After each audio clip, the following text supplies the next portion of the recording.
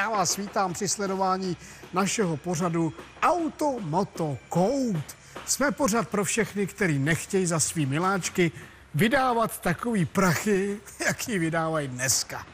Minule jsem vám slíbil, že se trošku zaměříme na zimní obutí vašeho auta. Tyhle, jaký zimní obutí? Můj dědek měl dřevěný kola, tyhle. Se mu do auta dala dřevomorka, hele, a za týden bylo celý auto někde v pekle, tyhle. Dneska s tím dělají takovýhle ciráty. No ale budíš, je to povinný, tak OK. Než se dostaneme ke gumám, mrkneme se na zimní výbavu, neboli na přechod na zimní období, jak se tomu říká odborně, ne? No tak to je celé. Takže v zimě je potřeba mít pár důležitých věcí, které se zimou souvisejí. Bezvadná věc. Krabička od CDčka.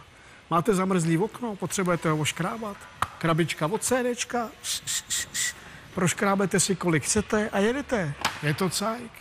Další věc, košťátko. Teďko potom docela bengadou. Jak máte na autě čepici, dostanete mašli, že se z toho zblázníte. Hned vás obložej, ty. Takže košťátko, ometu, jedu. Nemám košťátko, co teď? Za rohem čekají benga, viděl jsem je tam, když jsem šel ze školky. Jo, už vím. Chytnu normálně u souseda kočku, na to ometení to stačí. Normálně na hulváta za ocas, ometu káru jsem tam a letím. Auto je cajk, jedu dál. Polní lopatka. Prýma věc. Jednak je to zbraň, jednak dokonalá pomůcka pro každého motoristu. Pamatuju si, že děda mýho kámoše říkal, že tímhletím byl zraněný za války a že to byla taková bolest, že do dneška neví, jestli dostal kulkou mezi lopatky a nebo lopatkou mezi kulky. Jo. To bych se z toho zbláznil. Dobrý. Další věc. Nemrznoucí směsi. Věc, bez který to fakt nejde.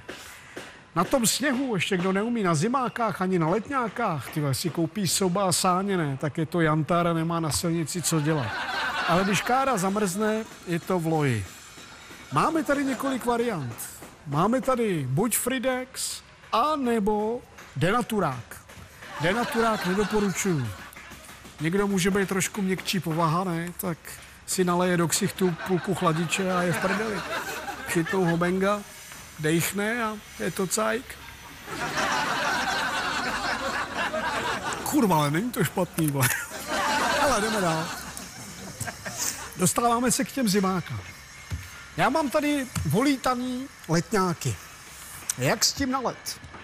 Stačí kudla a prořezat si vzorek, jaký chceš. Na to nemusíš být žádný študovanec, abys tohle zmáknul. To je běžná řezbářská práce. Tady si vybereš vzorek, jaký chceš, tohle jsou letňáky, ale tohle jsou zimáky, tohle je docela, to je cajk. To je Arktik. Tak si řekneme, uděláme si z letňáku Arktik. A jdu na to, ne? Ostrá kudla, hele, a už to krájím. A je to cajk, vole. Vidíš, jak to jde? Vidíš to? To je super, je to cajk. Počká, to tady zaříznu. Do psí díry, ty vole, už je tam... To...